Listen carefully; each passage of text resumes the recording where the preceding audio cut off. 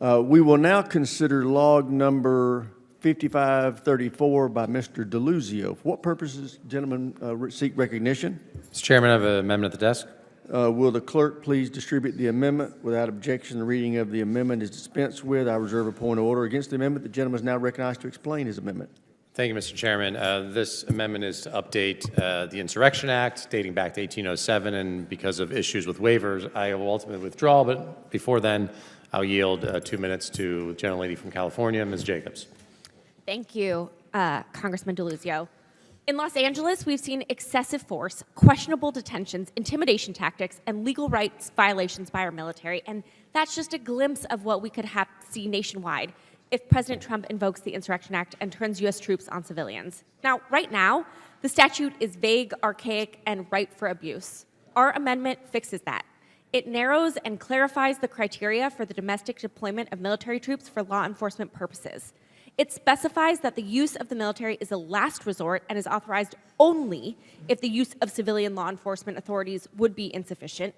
It clarifies that the law cannot be used to suspend habeas corpus, impose martial law, or deputize private militias to act as soldiers, and it requires a justification for the use of this law and consultation with Congress prior to its invocation and explicit congressional authorization if it is used for longer than 1 week. These are simple, thoughtful fixes to respect the rights of the American people and prevent an abuse of power. I sincerely wish we were able to truly debate this crucial issue tonight.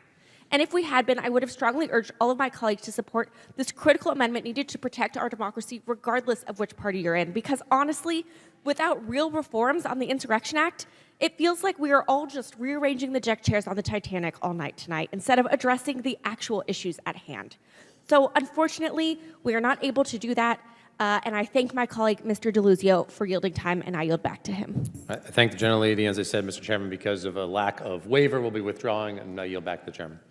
Gentleman withdraws his amendment. We will now consider log number 5297R1 by Mr. DeLuzio of Pennsylvania. For what purposes, gentlemen, seek recognition? I have an amendment at the desk, Mr. Chairman. Will the clerk please distribute the amendment? Without objection, the reading of the amendment is dispensed with. I reserve a point of order against the amendment. The gentleman from Pennsylvania is recognized to describe his amendment. Thank you, Mr. Chairman, and I'll be brief. And this amendment is an easy one, and we'll welcome colleagues in both parties here to work with me in the future on this.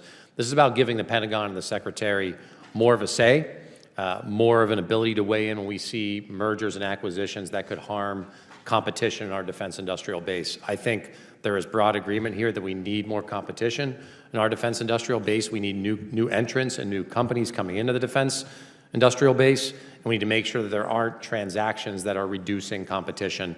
Unfortunately, was not able to obtain the waiver we would need from the Financial Services Committee, but I think this is a place we can work together. I look forward to doing that. Because of that lack of waiver, Mr. Chairman, I withdraw the amendment. I yield back. Chair thanks the gentleman for withdrawing his amendment.